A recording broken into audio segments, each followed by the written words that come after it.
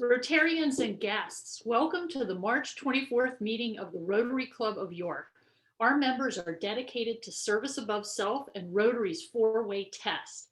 Leading us today in our opening song and pledge is President-elect nominee Glenn Miller, and providing our invocation is Dave Lovelace. Glenn.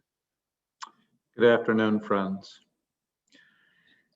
Oh, beautiful for spacious skies, for amber waves of grain, for purple mountains' majesties, above the fruited plain. America, America, God shed his grace on thee, and crown thy good with brotherhood, from sea to shining sea. I pledge allegiance to the flag of the United States of America and to the republic for which it stands, one nation under God, indivisible, with liberty and justice for all. In the latest Rotary magazine, President Mark Baloney states that the environment is an area of focus for Rotary. And Jennifer Scott, in response, wrote, "We all agree that we need clean water for survival. We need healthy soil and oceans for food. We need clean air for healthy respiratory systems. If we simply focus on what we need to achieve these things, then we improve our climate health as well. And people and the planet are inextricably linked." Let us pray. Most gracious God, who has bestowed the blessing of the natural order and the abundance of the earth on this our island home, help us to be good stewards of all that we enjoy, so that all living things may prosper. As Rotary embraces the environment as a focus of concern, we give thanks for our speaker today and for the York Solid Waste Authority, who in our community encourage us to recycle and to turn our solid waste into energy in an environmentally responsible way. As Rotarians, we value service of others above self. Bless our endeavors throughout the world, that our actions may demonstrate our values. We most humbly pray. Amen.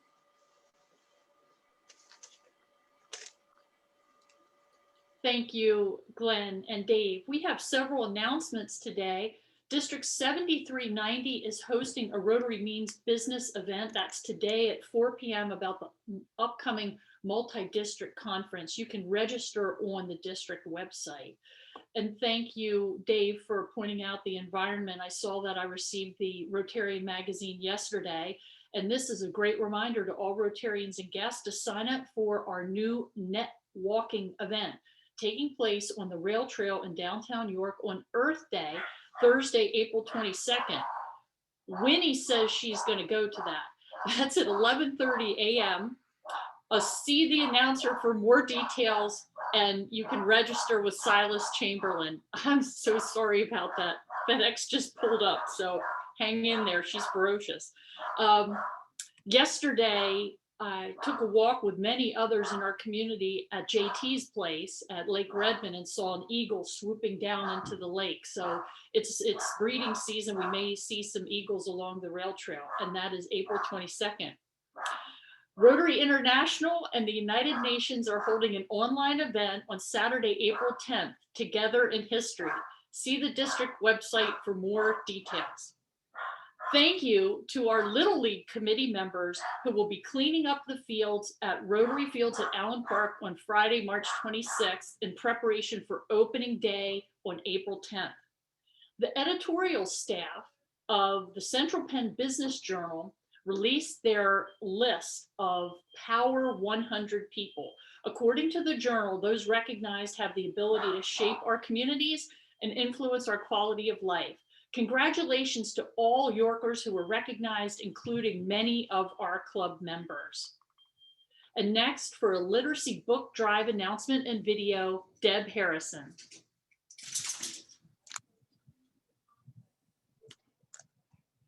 Good afternoon, fellow Rotarians. As chair of the Literacy Committee, I want to remind you that there's just one more week to contribute to our annual book drive.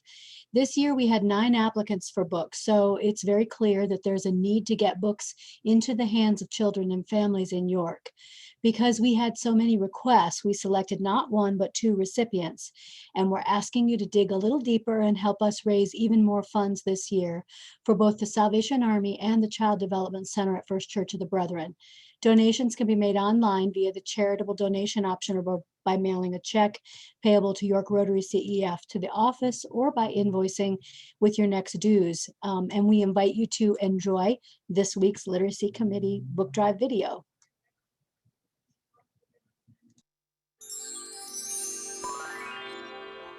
Story time with the Literacy Committee.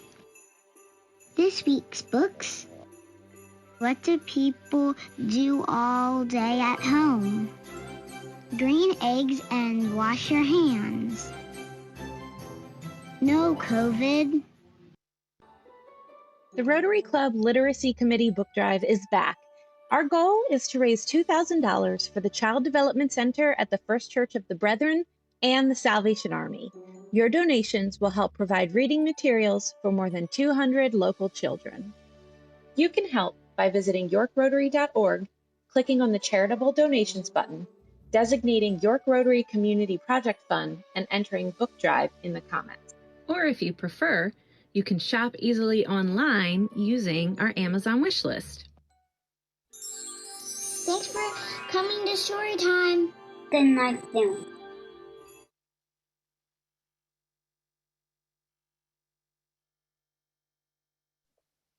I love that. Green eggs and wash your hands. Thanks, Deb, and thanks to the committee, and thanks to all those who donated. Winnie wanted to make her cameo since it was a vocal cameo. She wanted to say hello to all Rotarians. Today, we have a triple threat of new members, and I'd like to ask past President Josh George to induct our new members. Thank you, President Ann, and welcome to all Rotarians. It's been a long time since I've seen most of you. Hopefully, as we return to normal, we'll get a chance to get back together soon at the country club and enjoy each other's fellowship and company. And we are on very positive news today. No amount of rain outside can dampen our spirits as we induct 3 new members into our club. First, and we'll be in alphabetical order today, we'll have Lorianne Block. Lorianne is the owner and the innkeeper at the Ncaa Mansion. And I don't know if you've had a chance to ever go and visit the Ncaa Mansion. It's a very cool old home up in Emmetsville on the left-hand side as you head up north. Hopefully you get a chance to meet Lorianne and maybe visit her at the mansion.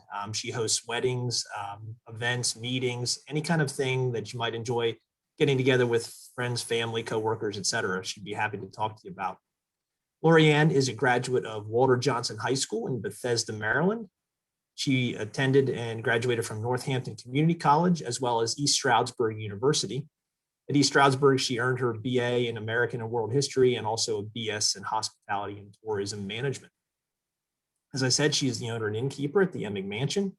Her civic activities include fundraising and special events for the Women's Resource of Monroe County. She has served as a scholarship chair for the Elks Club. She's been a board president and Friends for Parks and Rec, and also a member of the Arts Council of Monroe County. Her hobbies include cooking, baking, travel, and reading. And she is the parent of 4 children: Anthony, 32, Miosotis, I believe, 27, Isabella, 23, and Aiden, age 13. Lorianne is proposed by Rotarian Andy Rawitz. Welcome, Lorianne. A little virtual applause for you. Thank you. I'm excited Hope you get to a chance to meet everybody soon. I'm sure I will. Okay, next up, we have Alexis Campbell. Alexis is the executive director of the Horn Farm Center for Agricultural Education here in York County. She is from the Reading area. She attended and graduated from Muhlenberg High School. She is also a graduate of Penn State, where she earned a Bachelor of Arts in Letters, Arts and Sciences. I'm a Virginia Tech guy. I know Penn State's good too, but we'll take Penn State or anytime we can get one. Her civic activities include as a former member of the Junior League of Reading. She is a current member of the Junior League of York, and she is a member at St. Xenia Philoptochus Society of Reading, which I looked up and is an organization locally that promotes charitable, benevolent, and philanthropic outreach. Sounds like a perfect Rotarian accompaniment. She's also involved with the City of Reading Victory Garden Task Force. And not surprisingly, her hobbies include gardening, hiking, biking, traveling, crafting, herbalism, and roller sports. I don't know exactly what herbalism is, but hopefully we'll get a chance to find out when we get to see you in person, Alexis. Her proposer is John Kleindinst. So welcome, Alexis. Thank you so much for having me. It's an honor. Great. Look forward to meeting you soon. And finally, we have Jonah Geller. Jonah is the new CEO of the York JCC. He is a graduate of Taylor Alderdice High School, which is in the Squirrel Hill neighborhood of Pittsburgh. And I couldn't help but wonder, Jonah, how many times you've been stuck in traffic at the Squirrel Hill Tunnel. And he also graduated from the University of Wisconsin. He's a Badger with a BA in journalism and a minor in Jewish studies. And he's also a graduate of Georgetown in their executive certificate program for transformational leadership. I thought Mike Summers might like that as a future topic of a Rotary program, transformational leadership. Sounds very cool. As I said, he's the new CEO at the York JCC. And of course, our club has a long history of having involvement from the JCC. And it's great to have Jonah now involved with our club. He served on several different community boards over the years, and his hobbies include sports, hiking, camping, travel, and music. He's married to Jennifer Noparstak, if I'm pronouncing that close, but he'll tell us later. And he has 3 children, Ari, who's 18, Ezra, who's 16, and Leah, who's 14. And Jonah was proposed by Rotarian Charlie Snyder. Welcome, Jonah. Thank you so much for having me. By the way, perfectly pronounced last name of my wife, and my daughter is often called Leah, and you nailed that with Leah. So whatever information you got in advance, thank you to all of you for the pronunciation there. Very much. As a past president, Jonah, you get to pronounce a lot of names here, and you hope you get at least 80% of them right. So welcome to all our new members. We can't wait to meet you. And we, as you might know, we'll be heading back to in-person meetings, at least with a hybrid format, in a couple of weeks. And so hopefully you'll have a chance to join us at the country club and say hello to all of your fellow new Rotary members. President Ann. Thanks, past President Josh, and thank you to you and the members of the committee chaired by John Toy. Thank you to Andy, past President John, and Charlie for nominating these wonderful new Rotarians. Lori, Alexis, and Jonah, we congratulate you and welcome you to the Rotary Club of York today. Committees are the fuel that drives our community work, so we encourage you to lend your expertise to one of our many committees. Congratulations and welcome to all 3 of you. Next up is our business spotlight. For 50 years, Johnson, Murmurin, and Thompson's professional infrastructure services have turned visions into realities. The employee-owned firm offers a full range of architectural, engineering, and construction-related services. JMT's 1,650 employees operate from over 40 offices throughout the country, including 6 in our state with their headquarters in Hunt Valley. The firm is currently ranked 52nd in the top 500 firms by Engineering News Record. JMT offers the staff capabilities and results of a large firm while maintaining the personal touch and service of a small firm. As employee owners, staff are vested in the success of projects and providing exceptional service to clients. Current and recently completed local projects include renovations to Rabbit Transit King Street Transfer Station in downtown and their headquarters facility in West York, Trinity High School athletic facility upgrades, designing a new maintenance building and facility upgrades at York Township's campus, municipal campus, George Street and Country Club Road intersection improvements, and other notable projects include engineering and environmental activities for PennDOT's Center County US 322 State College Area Connector Project, almost a $500 million design build Hunts Point Interstate Access Improvements in the Bronx, New York, and PennDOT's $210 million US 1 widening and reconstruction in Bucks County. Despite a temporary shutdown of construction, business in 2020 remains strong, with clients and staff working virtually. They remain hopeful that post-pandemic federal investments in infrastructure this year will offset local clients' revenue shortfalls and lead to new projects and jobs for JMT and their industry. JMT thanks its clients, community stakeholders, and employee owners for 5 decades of success. Rotarian Andy Mears, thanks for providing this information. Andy has been a member of our club for 16 years. Next, for today's poll, features March Madness. Since the women's teams aren't thrilled with the NCAA at this time, let's give them some attention. Today's poll welcomes you to vote on which team you think has the best chance to win the NCAA Women's National Championship. You can vote for UConn, Stanford, Baylor, Maryland, very close to home, South Carolina, or NC State. Now, the national championships will be televised on Sunday, April 4th at 6 p.m. And ESPN has delivered their recommendations for who will win. Just a factoid, Gino Auriemma and his Huskies, that's UConn, have won 11 national titles. So cast your vote.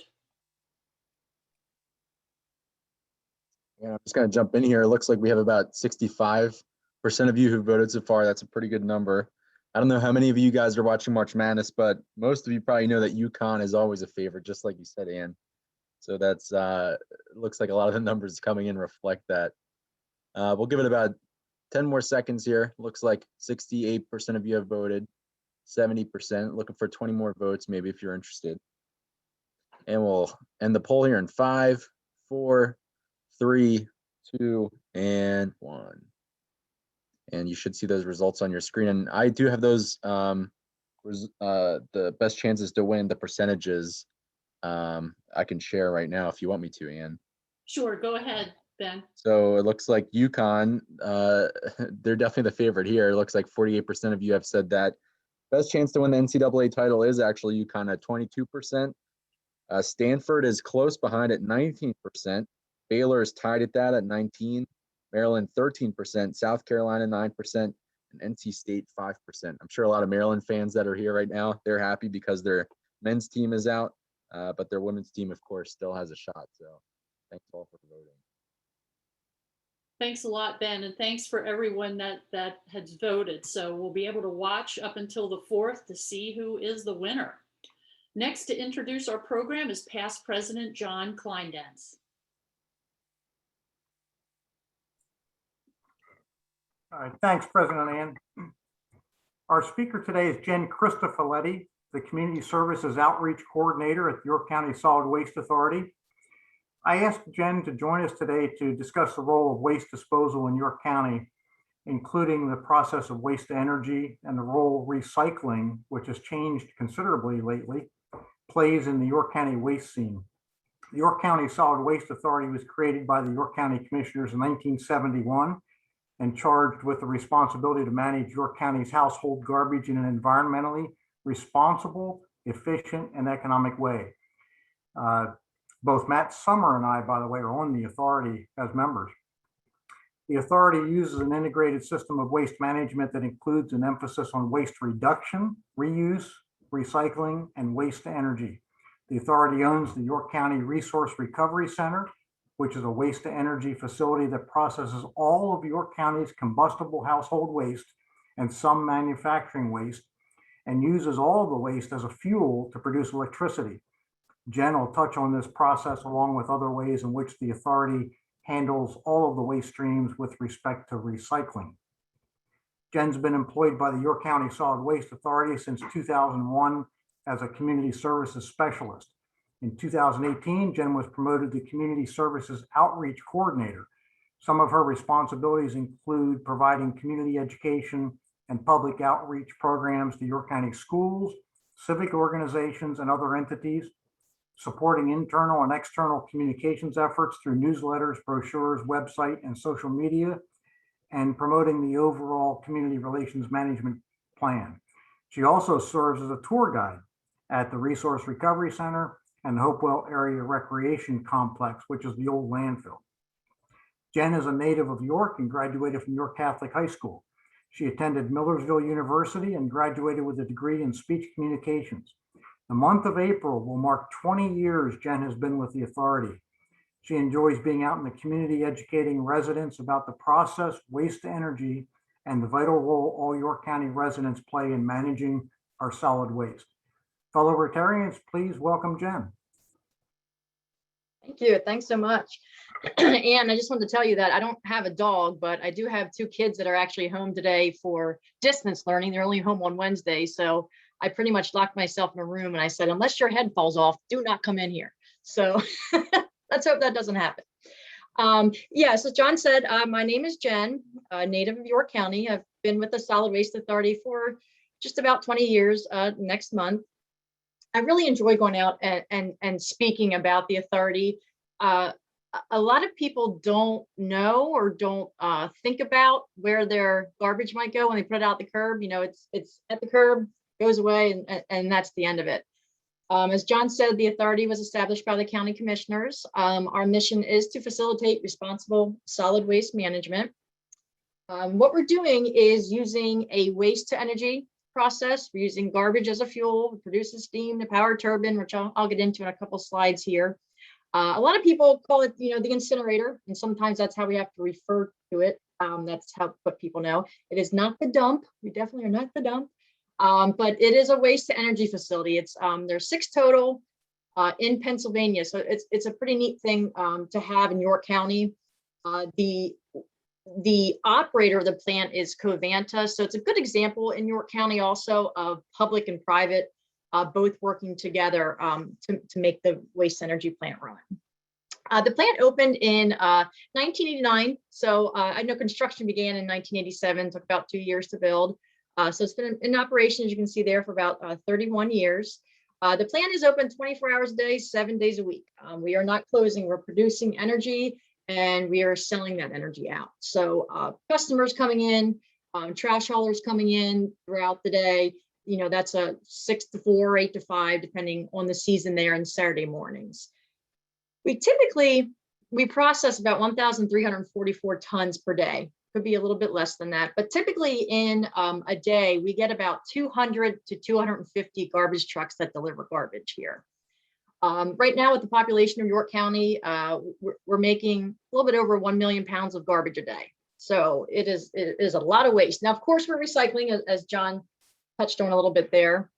Our recycling rate last year, I believe, was 39%. We do have a recycled drop-off area where residents can bring aluminum, cardboard, steel, bimetal cans. Sometimes it's a misconception that we are a recycling facility, and it's mainly York County's waste is what we're taking here at the waste to energy facility. And we're considered a source of alternate power. Just some fun facts here. In 2020, we processed about 466,000 tons, and you can see there produced about 260 million kilowatt hours of electricity. This is just a fun aerial view here of the plant. I think you can see my cursor moving here. Truck traffic comes in this way. That's where, as a customer, if you're cleaning out a basement, garage, you may also come in that same way. What happens is most of the trucks, well, all of the trucks, I should say, should come to the scale house. We weigh the trucks when they come in. Most garbage trucks will have about 10 to 12 tons of garbage on them. There's a lot of garbage that they're kind of shoving in there. So we weigh the truck when it comes in, dumps the garbage, we weigh it when it leaves them. So that just lets us know how much waste was in each of the trucks. Our tipping fee is $67.50 for a ton. As you can see here, this is the scale, kind of just looks like a little bump in the road there. Once the truck then exits the scale, their next stop is the tipping floor. This is always the most fragrant part of the tour when you come for the tour here. As you can see there, this Penn waste truck just dumped a load of garbage onto the floor. We have a front end loader that comes through and kind of pushes all that garbage back into this area back here. And this is what we call our waste storage pit. I also like to point out, this is actually, I'm circling him with my cursor here. This is a man standing there. He's actually inspecting the garbage. Again, not opening every bag, but looking for any metal items and anything that we can pull out and recycle before it goes through the system to be burned to make energy. So a lot of people consider recycling, you know, your glass, your can, your aluminum, cardboard, but we're recycling as much as we can in the front before it actually goes through the system and burns in our combustion barrels. So a lot of metal pieces that we find on the tipping floor, we will pull off to the side, and that goes to a metal scrap yard. So John, I know you talked about that a little bit, how we're recycling, you know, within, not even just thinking about dropping off recyclables or what you might put at your curb, we're recycling within here too. Just a little bit better view there of our waste storage pit. You would come for a tour, standing on the floor. The pit is about 50 feet deep. It's about the length of a football field. So it holds a lot of garbage inside of that pit. And this next picture, I think, gives a little bit better view here. We have grapple cranes. You can see normally we have one working at a time. The crane weighs about 6 to 8 tons, picks up about 6 to 8 tons of garbage in there. A lot of, when I have kid groups come in, they always say it reminds them of Toy Story 3 and the claw that comes down and picks up all the, I guess, the animals from Toy Story 3, or the toys that we're going to go through the barrel and burn there. But these grapple cranes, what they do basically is mix up the garbage inside the pit. Once the crane has a good load of garbage, what happens is it kind of goes over the back of this wall here. All that garbage then goes down something called a feed chute. You can see that right here. So we kind of dump the garbage down the feed chute.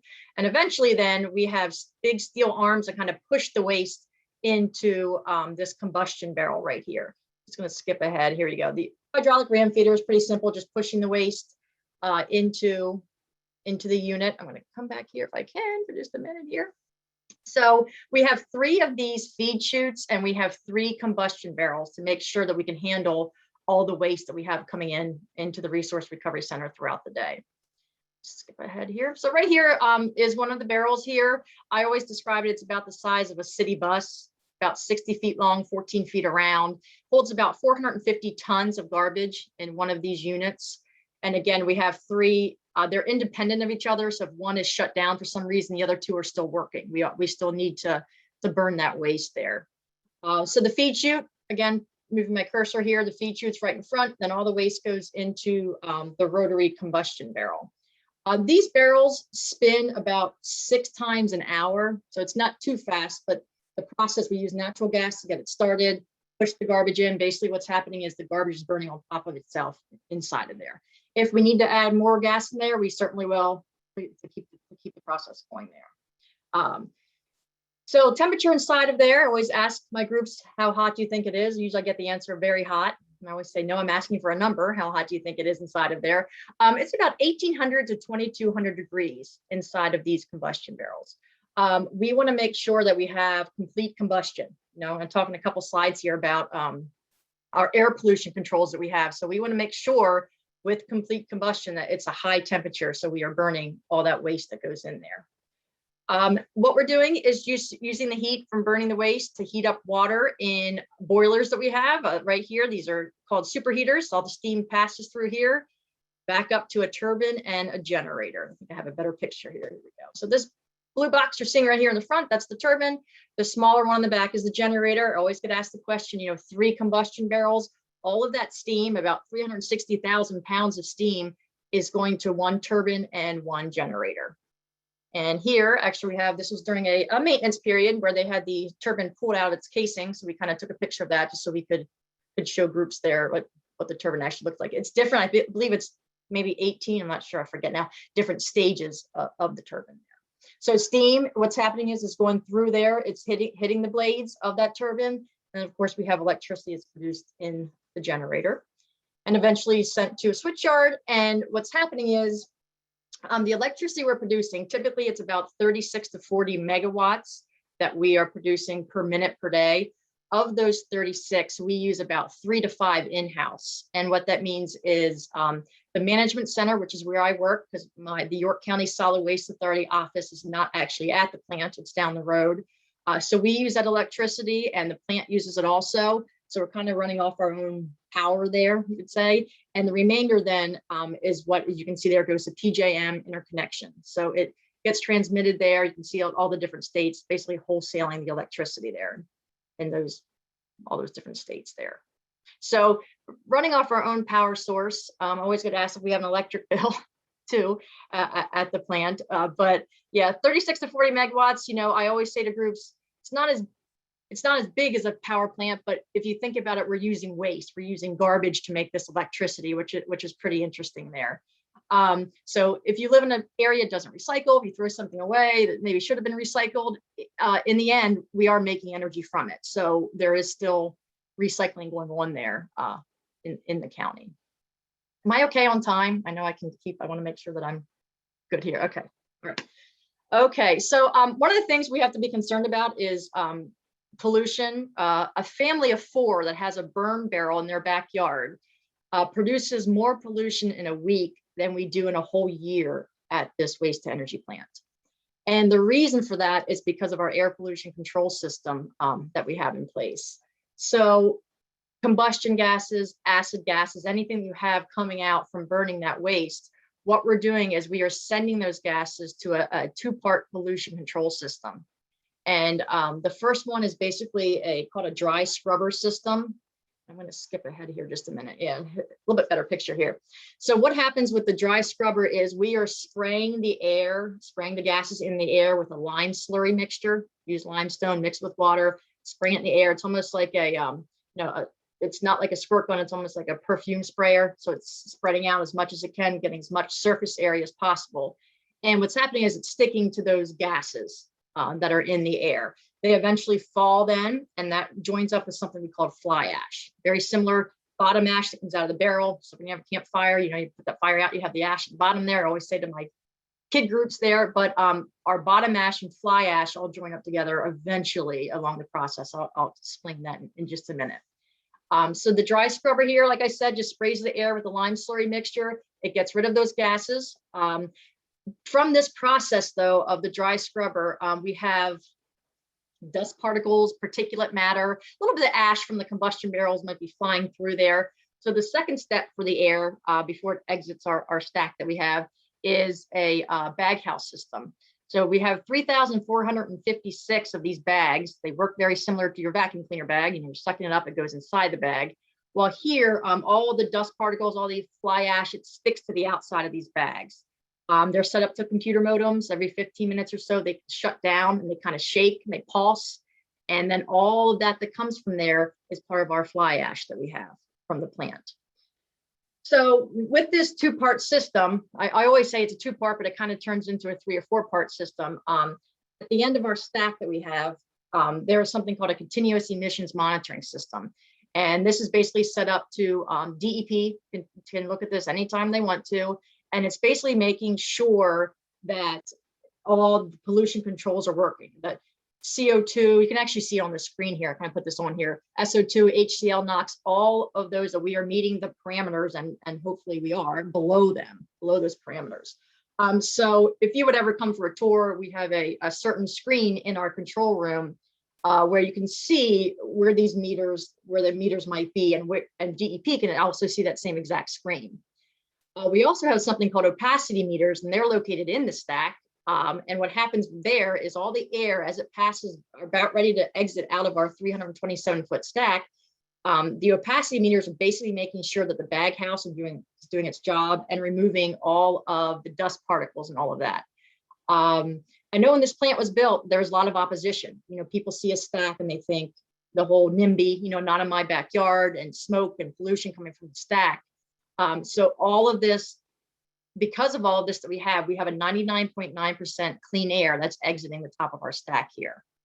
And just to give a real life example with our opacity meters, again, they're just making sure that all the dust was removed from the air. One little tiny puff of cigarette smoke on the meter would send meters to 30. And if you're in the control room and take a look at the meters, mainly they're at 0 or 1. So it kind of gives you an example there, burning close to 1,300 tons of garbage a day. We are cleaning that air so well, it's 99.9%. And usually those meters at 0 might pop up to 1 or 2 in there. But just a puff of cigarette smoke would shoot them up to 30. So very, almost 100%, clean air that we have coming out of there. The 0.01%, the reason that the stack is the height that it is, by the time all of that dissipates and settles, it's not harmful anymore. So most waste to energy plants, you will see the stacks will be about 320 feet or more high in those areas. John, John or Matt, did you want to add anything? Okay, all right, okay. All right, cooling towers, this is always a question too that I get asked about our water. We use a lot of water at the Resource Recovery Center. So any leftover steam that we're not using, what we'll do is we'll cool it back down to water again. And what you're seeing there are cooling towers, all that water is pumped underneath us right back into the plant again. And we are using that in either our boiler system, or we use it to cool down the ash that comes from the combustion barrels. We also have a surge tank that collects rainwater from the roof, and also one from the ground area. So we have a reserve there that we can use, put back into the system again. You can see these cooling towers from the road as you're traveling down Black Bridge Road. And sometimes people, question, is that smoke pollution? Again, it's just condensation, basically. Hot air meaning cold air. During the winter months, there's a lot. Summer, you hardly see anything at all. So again, it depends on the temperature there. But that's another way that we are recycling as much as we can. The steam, instead of bypassing it, we're turning it right back down into that water again and sending it back into the plant. Just a picture here of our control room. What I like to point out here is that we have cameras located in each of the barrels that burn the garbage. So the control room operator can actually see what's happening inside of there. It's pretty neat, actually, if you come for a tour. Adults and kids alike like to see that. You see the fire, you see some of the garbage inside of there, see some of the ash flying around. So they're there watching, making sure that everything's, of course, running properly inside those barrels, making sure nothing's getting stuck as it's going through the feed chute in there. So it's pretty neat that we can see inside of there. It tells you exactly the temperature of the barrel. Like I said, most of them 1800 to 2200 degrees in there. Our ash management system, another way that we are recycling the ash that comes out from the pre-combustion barrels. We call that the wet bottom ash. And again, the fly ash system is a mixture of the dust particles and a little bit of ash left over from burning the garbage there. Now, this is pretty cool. We have a new ash recycling and processing facility. In the past, the ash, metals would be pulled out from the ash, and then it would go to a landfill to either be used for daily cover or to be buried in the ground. What we're realizing is that there's a lot more that we can get out of the ash, ferrous metals, non-ferrous metals, which I'll get into in a minute here in the next slide, sand, aggregate. There's a lot that we can take out of the ash and hopefully find end users for, so then not as much ash has to be put into the landfill. So with this ash facility, this could probably be a whole presentation in itself, actually. So I'll just go over this kind of quickly here. Ferrous and non-ferrous metals, you can see there, that second statement, about 17,000 tons were recovered from the combustion ash, excuse me. And the company is called York Reduction Systems that we are working with at the ash facility there. The top one here, 1,198 tons, which still is a good amount. That was received on the tipping floor that we actually pulled out there. So, and just some, I know there's a lot of words on this slide here, but this recycling facility that we have is the first of its kind in the United States. And basically it's the bottom ash, it's not the fly ash, it's the bottom ash from the waste to energy facility that's being taken to the ash recycling facility, which is right across the street. And it's a wet separation technology. Basically it captures, as you can see there, metal aggregates, sand that we can hopefully reuse, find some end users for and sell that. So again, it reduces the amount of waste that we have to send to the landfill. Right now, what we're doing with the ash, once everything is removed, is being sent to the landfill. We're hoping that is less and less as the years go on and we get through this process of the ash recycling and processing. So I believe it's about an 80% reduction of what would go to the landfill. So it's a wet separation, so it kind of uses gravity. The heavier goes to the bottom, lighter goes to the top, and at the end it kind of forms like a cake. I have to have an engineer describe this to you a little bit better, unless John or Matt, you can. But the cake is combined a little bit then with some of the fly ash, and that's what's taken to the landfill there. So just a couple points here about waste to energy. You had to burn about 375,000 barrels of oil annually to get the same amount of energy that we're getting just using York County's waste there. Last year, I believe it was maybe 8 to 10% of out of county and out of state waste that we got at the waste to energy facility. It's mainly York County's waste that is coming in there. Waste to energy saves about 13 acres of landfill space annually. So instead of having to bury the waste in the ground there, burning it to make energy. With that 36 to 40 megawatts, we're producing enough energy to power about 20,000 homes, which is, hopefully I have power now. I feel like I'm going dark there. But yeah, power about 20,000 homes. So we say it's about the city of York, about the size of the city of York, which is pretty good. Again, we're just using waste to do this. So it's pretty neat to have it in York County. We're recycling the metals from the ash, excellent safety and environmental record there. I always think this is a fun one too.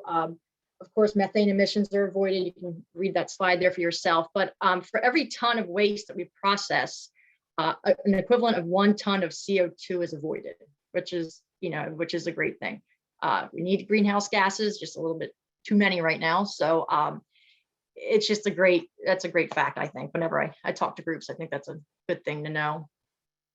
Another thing I always like to mention, pulling out, John, I know you talked about recycling metals. A long time ago, this is just a fun fact, coins used to be pulled out from the waste. And I know in 2001, it was $145,000 in coins that was found in the garbage in York County. So I always like to say that figure to everyone. What used to happen is the coins would go back to the US Mint and they would recycle them, melt them back down. Now they are just going to a scrapyard. All the metal that we're finding is going to a scrapyard. But that's always a fun fact that people like to hear that. So that's the magic of waste to energy so far. I know there's probably some questions. I always like to leave time for questions. I hope I'm okay on time. I see it's 12:42. You're great, Jen. And we do have a lot of questions for you, so we'll get right into them. The first question is, what is the best way to process photographs? And I imagine that's the question is recycle or trash. So how would our club members, how would the community process photographs? You mean like a 4x6 on a glossy? I think so. I don't have the details on here, but photo. That would just be in your regular garbage. Okay. That would just go into your regular. All right. Hopefully that answers our members' question. Yes, I hope so. If not, I mean, I think I'm also going to stay on a little bit afterwards if somebody wants to ask me a question. But yes, because right now with paper recycling, our recycle drop-off center, we're only, like I said, already mentioned this, but we accept aluminum and cardboard and metal. Paper is not being recycled as much anymore at places. And if I'm understanding the question correctly, that's a different type of paper too, a photograph. So that's okay to be put into garbage. That is fine. We're making energy from it. So it's a good thing. My concern is that the chemicals in a photograph, my concern is about the chemicals of a photograph. I'm concerned that, can I just burn it in my fireplace or should I be careful? My suggestion would be to put it into your garbage. It comes to us with our pollution control system that we have. Any of those chemicals that are in there, they would be controlled by that. If you're burning it in your fireplace or in a backyard, the chemicals are escaping into the air, which isn't as good. So my suggestion would be to put it in your garbage, and it would come to us. Thanks, Jen. On to the next question. Where does the United States rank among other nations in recycling of materials and in use of recycled materials? And how could the US do better? I'm not exactly sure the answer to that question. John, I don't know if John or Matt know the answer to that question. I do get a lot of recycling questions, and we're not exactly, we're not a materials recycling facility. We're not a MRF or a waste to energy facility. So I would have to get the right number there, I'd have to look that up. And I certainly will, and I'll get back to you on that answer, unless John or Matt knows. Yeah, I don't want to give an answer. I will get that answer though. Another question for you. How are you managing plastics? So plastics, they are coming through. If you are not recycling a plastic, they're coming through, they're burning. Again, our pollution controls are taking care of those plastics in there. A long time ago, plastics used to be a cause of concern for our waste to energy plants because they would kind of, as they're burning, they would sit on the bottom of the combustion barrel. But plastics that come in, if they're in the bags and someone that doesn't recycle, it's going through the system and we are burning them. If we see a whole bag come in that might be a clear bag full of all plastics, we would pull those off to the side. But as far as plastics coming in that are in bags that are enclosed, they go through the whole system. And again, the air pollution control will take care of them. Used to be a problem with sometimes just sitting on the bottom of our barrels because of what they're made of and how it melts, but it's taken care of when it comes in. And if we can try to pull it out, we see a big bag of just plastics, we will do that. Thanks, Jen. Do Penn Waste and Waste Management bring their trucks to your facility, and or what companies bring garbage to the facility? Yes, we have hauling companies. We have Penn Waste, we have Republic, Tiger, Waste Management. We have just small haulers that might bring their waste there. We have just cash, we call them cash customers that come in. So all of those hauling companies, we don't own any of those, but we license them. So they have a license and then they come in and then they get rid of the waste. So all of the hauling companies, all of York County's household waste comes to the waste energy facility. And like I said, small haulers too, but the main Penn Waste, Republic are the two main, Tiger Trash, they're all coming with household waste. And we do accept, sorry, I don't mean to interrupt if you were going to ask another question. We do accept some residual waste also, and that has to be compatible with the air pollution control technology. And we have somebody, one of the divisions at the authority that will kind of be the mediator for that and see if we can accept it if it works for us, and then we'll accept that residual waste. Thanks, Jen. I think this question was asked before you talked about the ash management, what happens to the ash. And I think you did a really good job of explaining that. You try to minimize that as much as you can, but ultimately it does wind up in the landfill. So we did receive another question about how do you recover CO2? Oh my, John, you want to take that one? Your turn. I have no idea. I don't think we have CO2. We don't recover it, to my knowledge. From my knowledge, we don't recover it, but I didn't know if, yes, we do not recover it. That's really a good technical question we can give to the engineers out there. You can bring that back to us, John. So on the topic, and I am not a technical engineer, so let me put that out there, right from the get-go. But as I understand it, so the CO2, obviously the concern is that CO2 is a greenhouse gas, and that a lot of the greenhouse gas savings are in eliminated methane, which would be the alternative if the trash was not burnt. It would be landfilled and create methane, and methane is a much higher, one cubic meter of methane is a much higher greenhouse gas concern than CO2. And CO2 is one of the parameters, obviously, that we are watching too. CO2, SO2, HCl, all of that. That's part of the parameters from DEP too, that we have to be below a certain. That's what part of the continuous emissions monitoring system that we have also. That's been on the authority longer. Thanks, Matt. Another question for you, Jen. Is any of the water used released into the Codorus Creek? And if yes, how is that treated? It's actually all York water that we're using. So it's about 360,000 gallons of water a day that we are using at the plant. And we are losing about 200,000 gallons a day to the condensation, but no, nothing is going back into the Codorus. Okay, thank you. So you're likely familiar with Rotary from John and Matt, and we're a very charitable organization and community conscious. So when you said $140,000 in coins, the chat lit up with folks wanting to know if there's any way that our community could recoup those for the significant needs in our community. So talk to us about the change you find. Well, now we don't take the change out of the ash. There was a company that we used to work with called American Ash Recycling. And once they took the ash from us, they would take out the metals, the small metals, ferrous, non-ferrous again, and they would take out the coins. They would actually have someone standing there separating them by pennies, dimes, nickels, and quarters into buckets. And that's when it would get sent back to the mint. And American Ash Recycling, I know, used to get a percentage of that.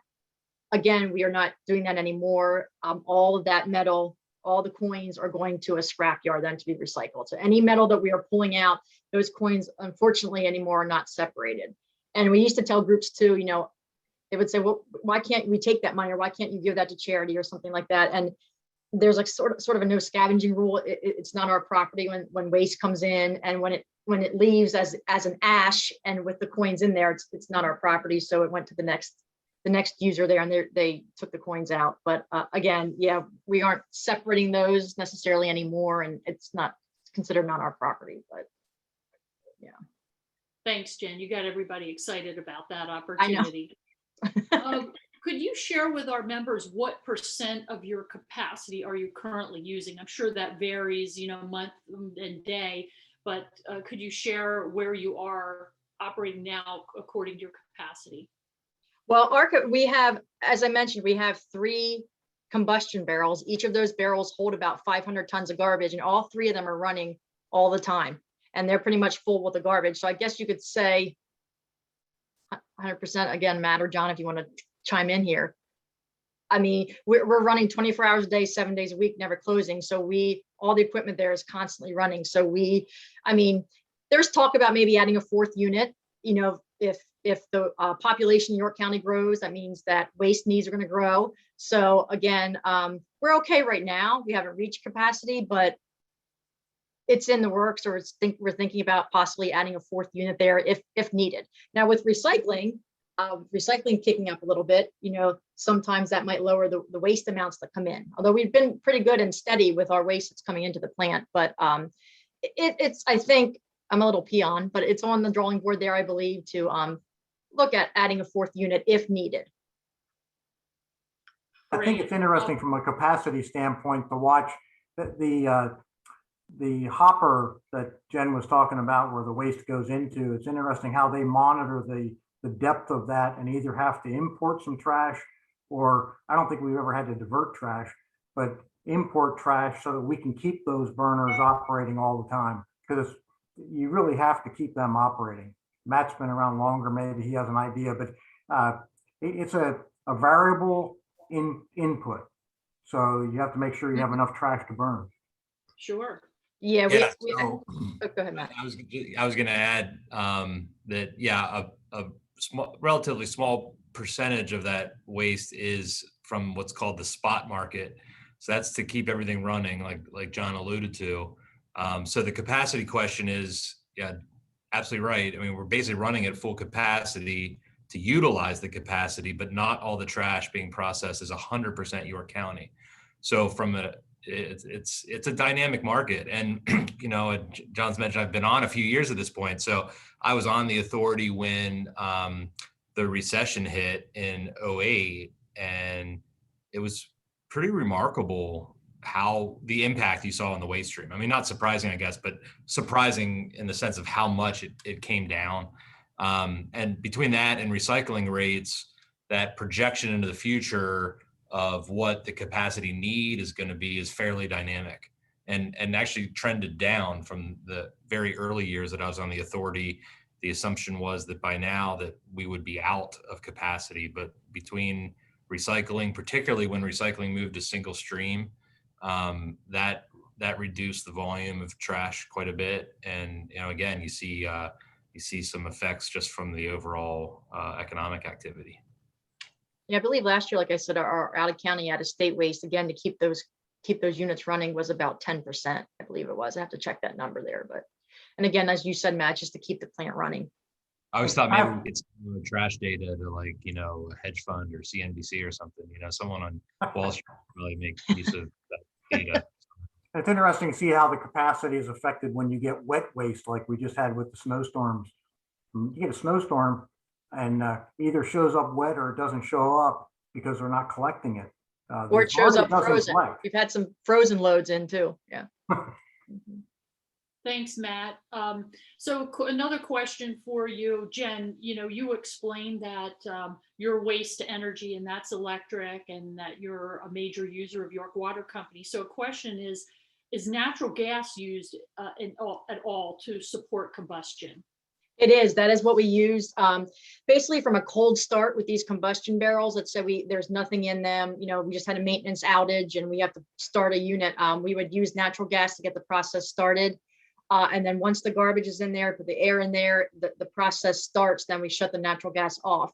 In the past, what we for a couple of years, I think it was a diesel 2 or 4. I'm not exactly sure which one it was now, but we used that to get the process started, and now we're using natural gas in there for all 3 of our units.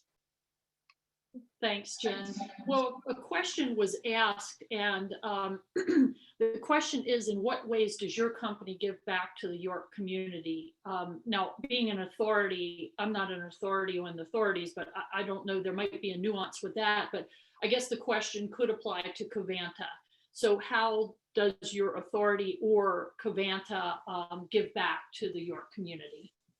Well, I can't necessarily speak for Covanta, but for us, as far as giving back, I mean, we are a sort of a quasi-government entity. So yeah, so you know, formed by the county commissioners. So what we do, we participate. You know, Go Green Night, the Revolution. We're handing out, you know, bags there. We do as much as we can. Leadership York. Trying to think some other ways again. Matt, John, you can hop in here. There's a good one for you, Jen. The employees participate in the United Way, and likes that. Oh yes, we do. Yeah, employees, not as a whole, but employees, yes, participate in the United Way. Yes. Mm-hmm. Downtown Inc. We sponsor. What's that? You were the coordinator of the campaign. I was. Yes, I was. Yeah. I tried to get as much as I could. Yes. Jen. We also we sponsor Downtown Inc., their litter crew. We allow groups to bring in litter for free. We have a free litter program. So if organizations are picking up around the city, anywhere in York County, we would accept that then. For there's no fee for that. They would not have a fee to bring them. So that's sort of another way we try to give back. Yeah. Just one last question. The other thing that, oh, I'm sorry.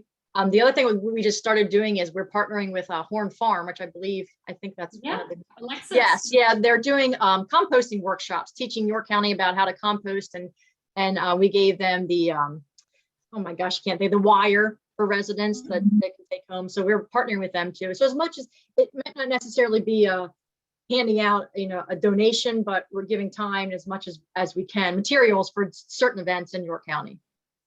All right. About 30 seconds, what materials might be better thrown into the trash or recycled? Well, what materials in York County can be recycled? Actually, you know what? I have it right here. This is the main materials that can be recycled in York County. So these should not go into your garbage. Anything else, pretty much, unless it's an electronic, something HHW, household waste, can go into your garbage. And again, what I always like to tell people is that what you're throwing away, if you're thinking, what should I do with this? If it's coming to us, we're burning it, we're making that electricity, we're recycling it, and we also have our pollution controls to handle the waste that is coming in. So if it's not part of wherever you live, your municipality, that has to be in your recycling bin, it can go into your garbage. Thanks. And we get lots of questions about certain items, and we like to get those questions so we can tell people recycle, donate is a big one now too, donate items or trash. Jen, if you can get that electronically to John or Matt, and they can share it with me, I'll post it up on our Facebook page. This? Yeah. Mm-hmm. Oh, sure. Mm-hmm. Thanks. Well, Jen, congratulations on your 20-year anniversary coming next month. Congratulations on that, and thank you so much for coming to speak. And I will get that answer too. I'll get that recycling answer for you. Okay. Yeah, because I don't have that on top of my head. So. All right. Tell your wonderful children we thank them for their cooperation today and that they didn't interrupt. I'm sure they're hard at work at their homework, but we really appreciate you joining us today and the work of the authority. John and Matt, thank you for your service above self on the authority. We have a book donation in honor of your speaking with our club today, Jen. That is An Elephant and a Piggy Biggy by Mo Willems. That will be presented to the York YMCA in Hanover, and we will have you sign a book plate for the front of that book. So thank you very much. Yes, thank you. That's wonderful. Thanks, Jen. And members, next week's speaker is a Central Penn Business Journal Power 100 person. Our club will feature a virtual program by Mayor Michael Helfrich, Mayor of the City of York, who will give us the State of the City update. We'll hope you join us next week for that update, as well as a very special and fond farewell and congratulations to our beloved Bert as we honor and thank her for her service to our club. Our closing song this week is by Tammy Wynette and George Jones. We are going to hold on. Hope you all have a wonderful and safe week. See you next Wednesday. Thank you.